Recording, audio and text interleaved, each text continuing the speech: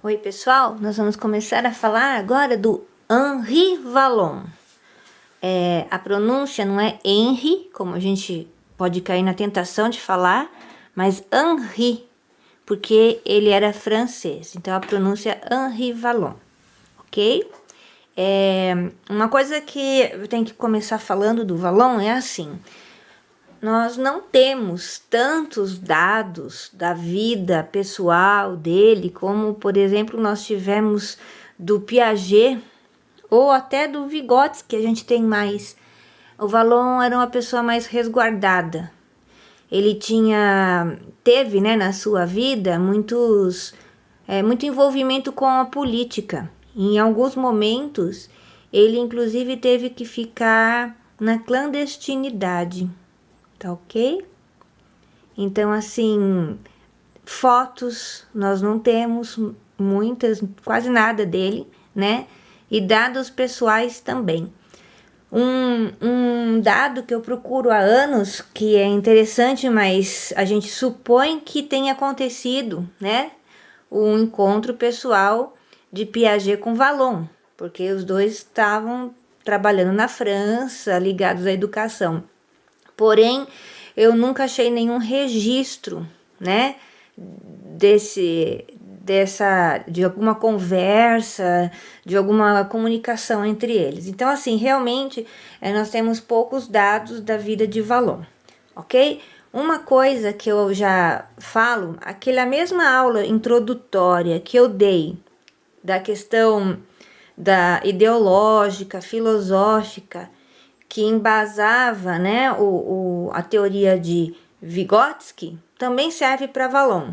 Eles tinham uma sintonia muito grande. Então, assim, Vallon também estudou o marxismo, estudou o materialismo dialético, materialismo histórico. Então, assim, essa mesma fundamentação filosófica serve para o que Vallon construiu. Tá ok? Então vamos ver um pouquinho sobre o Vallon. Essa é a carinha do Vallon. Se vocês encontrarem alguma foto parecendo mais antiga que essa, é o pai dele, tá? O pai dele também era político e também tem a foto divulgada na internet, mas tem gente que confunde, mas o nosso Vallon é esse, uma cara mais recente do que a outra que tem, assim, parece um homem de uma época mais antiga, tá? Então ele nasceu dia 15 de junho de 1879 em Paris e morreu na mesma cidade em dezembro de 62. Ele era filósofo, psicólogo, neuropsiquiatra, educador e político francês. Ele era filho então de um outro Henri Vallon, que morreu em 1904, ok? E esse pai, né, do Vallon, ele trabalhou muito para a criação da chamada Terceira República. Então ele tem historicamente o título de pai da República. Então você vê que o pai do Vallon também foi uma pessoa bastante influente e importante na política da França, ok?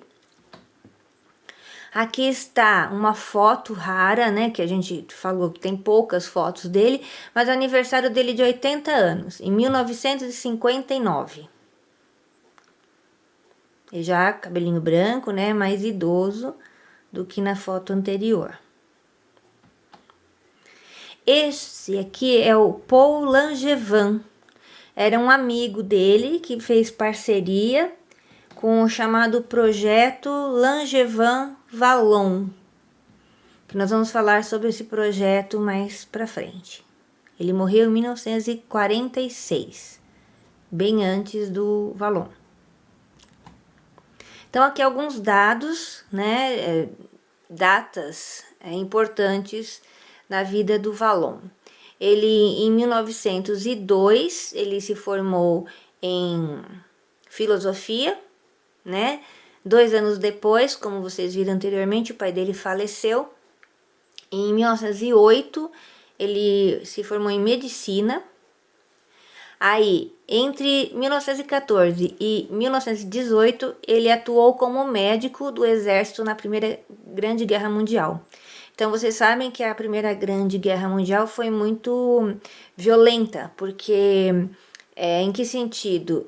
Morreu menos pessoas que na Segunda Guerra, porém, a guerra era mais corporal e as pessoas eram mutiladas, né? Elas não morriam, mas elas eram mutiladas. Então foi uma guerra que provavelmente ele presenciou muita cena difícil, né? Muitas pessoas mutiladas, ele estava trabalhando lá. O Vallon tem essa característica de sempre estar de alguma maneira ligado a questões difíceis da humanidade. Então, por exemplo, trabalhar como médico na Primeira Guerra Mundial é um exemplo, vai aparecer mais coisa aí na frente, tá?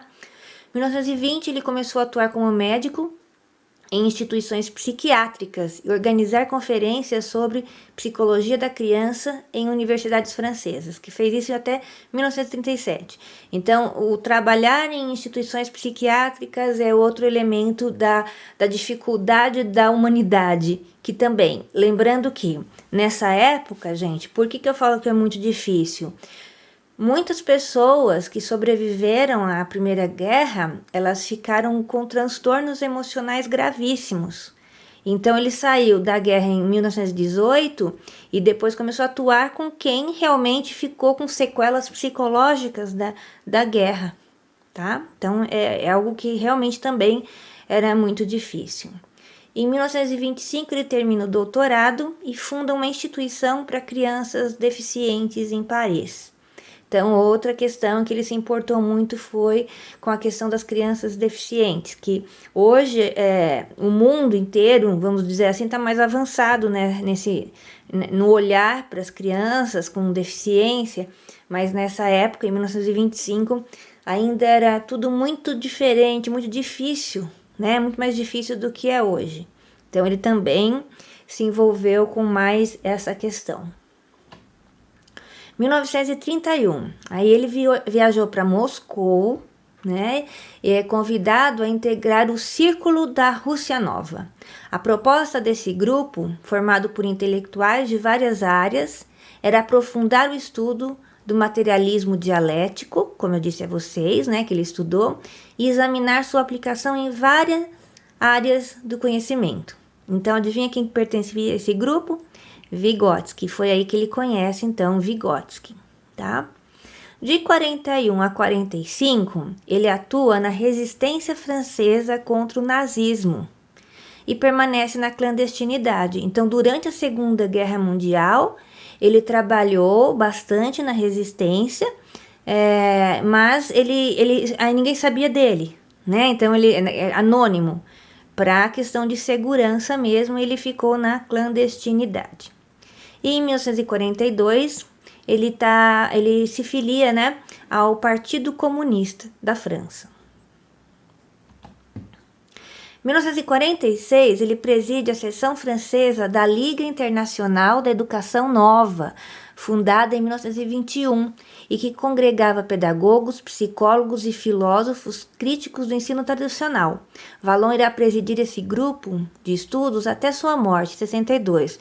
Eu acredito que você já tenha estudado alguma coisa de educação nova, em alguma outra matéria, ou lido alguma coisa.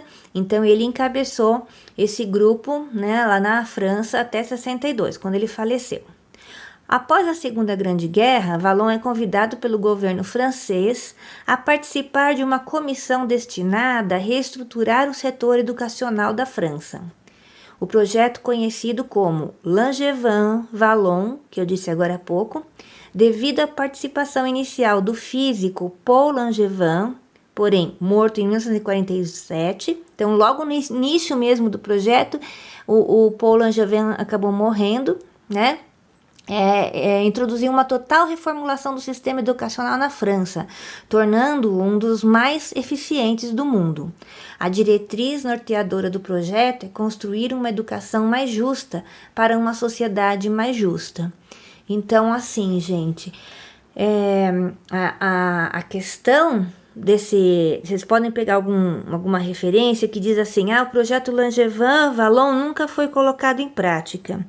né? Isso aí é uma questão estranha de se falar. Vamos pensar assim, ele foi feito, esse documento, né? No início com o Langevin morreu, o Vallon continuou, esse documento foi construído. Se a gente procurar na internet, você encontra inclusive o documento na íntegra, só que em francês, né? Em português não.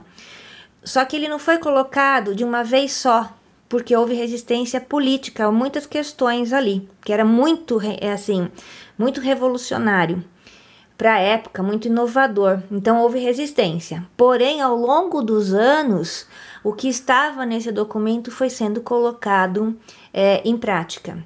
E muito do que vocês viram no filme Ser e Ter é fruto dessa reforma educacional. Tá? Isso que é muito interessante de vocês saberem, tá ok? Vamos parar por aqui e a gente continua falando do Langevin, do plano Langevin-Vallon mais pra frente.